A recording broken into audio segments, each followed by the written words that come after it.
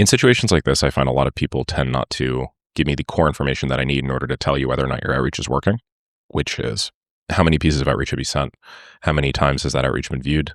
How many times has that outreach been replied to? How many meetings or next steps have you booked with that outreach? And then how many of those have you failed to close? Really, if you think about it, it's all just a math problem. And funnels tend to just be that sequence of steps that I just talked about. If you have trouble converting, sent to viewed, well, then it's something in the packaging of the thing that you sent.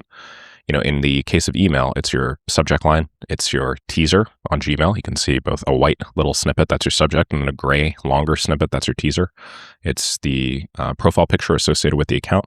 And it's all that information, basically, that decides whether or not somebody is going to click on it or not. And so if that is your bottleneck, you can solve it by just making all of that better. If reply is your bottleneck, well, then you can solve it by improving the personalization of your copy and then also the offer of your copy and the social proof as well. And then decreasing the friction. If that's, your bottleneck, you can solve it just by doing those two things that I talked about. Likewise, if the next step is the problem, which is the booking, well, you can do that by making it as easy as humanly possible to book, responding to emails that are interested as quickly as possible, setting some sort of standard service level agreement where you and your company will respond to emails within 10 minutes, and that's your KPI that you aim for, and so on and so forth. And then if it's getting to show, which is another step that I might have missed pointing out because a lot of meetings will get booked but not show. It's about following up, ensuring that it's a good high quality offer to begin with, ensuring that your leads are qualified.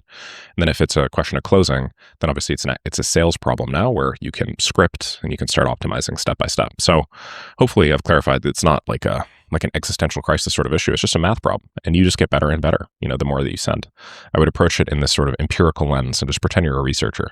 Okay, view rate right now is 35%. How do I get this to 50%? Let me put on my Detective Sherlock Holmes cap and figure it out. Hopefully that makes sense. What I mean is you're basically saying, hey, could you give me a piece of proprietary and confidential information about your business? If you do, I maybe will make something for you. And by the way, you have no idea who I am and we've never talked before. And so some people just don't want to do that. And I'd say a lot of people just don't want to do that. So invalidates a big chunk of your market. A much better thing to do is just to give people a CRM. To say, hey, I've been doing a lot of research about your business and I've been poring over my desk constantly wondering how I could build the best, most optimal pipeline for you. And I just built you the pipeline. So it's right over here. It's in this video, or you can access it by clicking on this button or whatever. Or do you want me to send it to you? I'll send it to you. And then just send them it on whatever the CRM is. With Claude and Codex, you could probably make a totally platform agnostic, one-shot link. And the link would just look like a CRM. And then you could say, I can instantiate this in Monday, Asana, ClickUp, Notion, whatever CRM that you guys use or something. And that would probably be a better step. Because now what you're doing is you're assuming, which is actually good.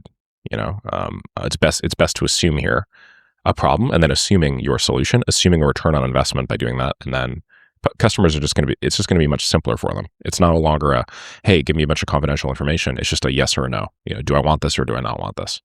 So I would reduce it to binary wherever humanly possible. And I would always recommend making an effectiveness decision first, verifying and validating that it works, and then worrying about the scaling decision after you have some proof that this approach works.